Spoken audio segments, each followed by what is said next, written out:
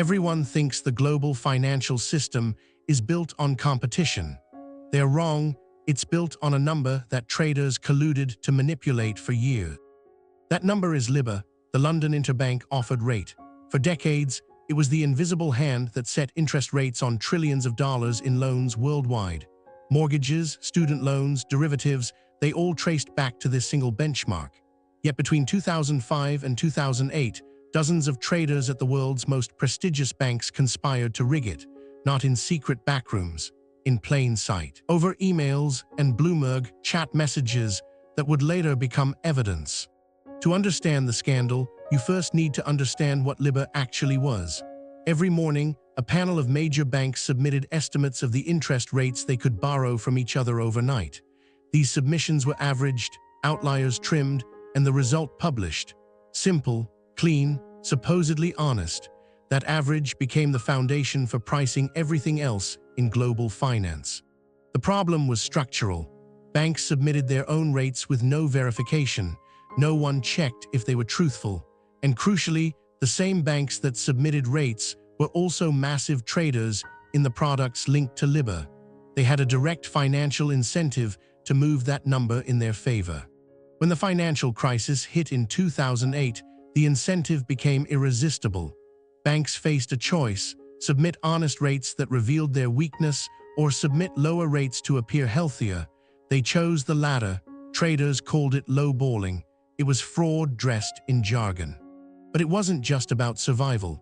Traders at different banks actively coordinated to move LIBOR in directions that profited their positions. A trader at one bank would call a submitter at another and ask them to push the rate up or down. "Can you fix your LIBOR for me?" became a common request. It was explicit collusion. Barclays was among the most aggressive.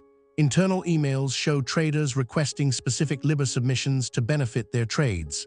One message read, "If you could keep the LIBOR fixing at or below 5.39%, I would really appreciate it."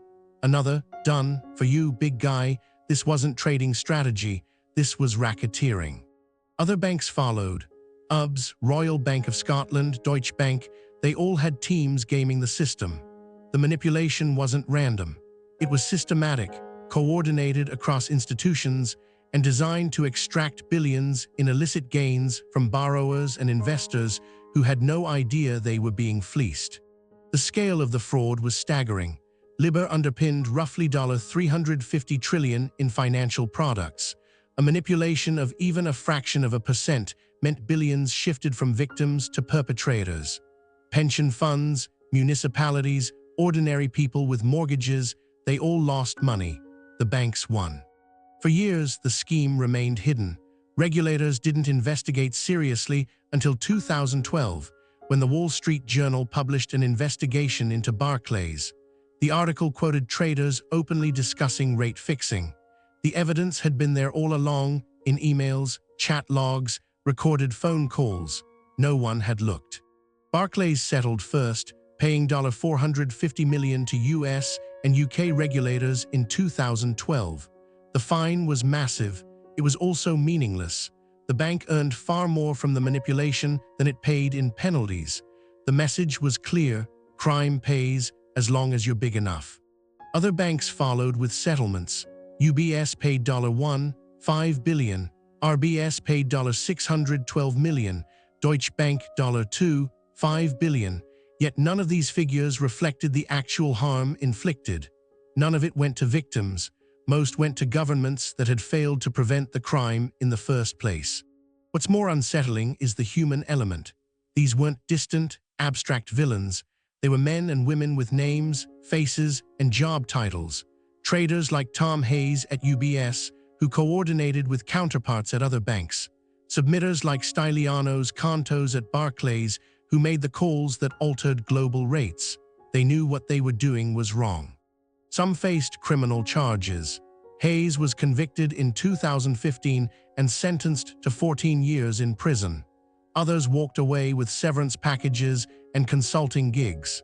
The accountability was selective, incomplete, and ultimately insufficient to deter future manipulation. The deeper question is why this happened. Was it greed? Certainly, but it was also structural. LIBOR was a benchmark with no real enforcement. Banks policed themselves. Traders had enormous incentives to cheat and minimal consequences for doing so.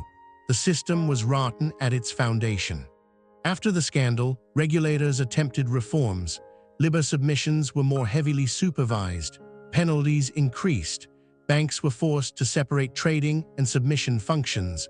But the core problem remained. As long as institutions could profit from manipulating benchmarks, some would try. By 2021, regulators announced LIBOR would be phased out entirely. It was too compromised, too vulnerable to manipulation. A new benchmark would replace it. Yet even this transition revealed the system's weakness. Trillions in contracts had to be rewritten. The process was chaotic. The damage from the original fraud persisted. The LIBOR scandal teaches a brutal lesson. When institutions are too big to fail, they become too big to jail. Fines are absorbed. Executives retire comfortably. The system that enabled the fraud remains intact, and the next opportunity to cheat arrives wearing a different name. This wasn't an isolated incident. It was a symptom of a deeper malfunction in global finance, one where incentives are misaligned, oversight is weak, and the consequences of fraud are redistributed to those least able to bear them.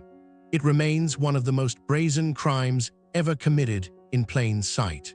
Subscribe to uncover the hidden mechanics behind history's greatest financial collapses, where ambition met opportunity and nobody was watching.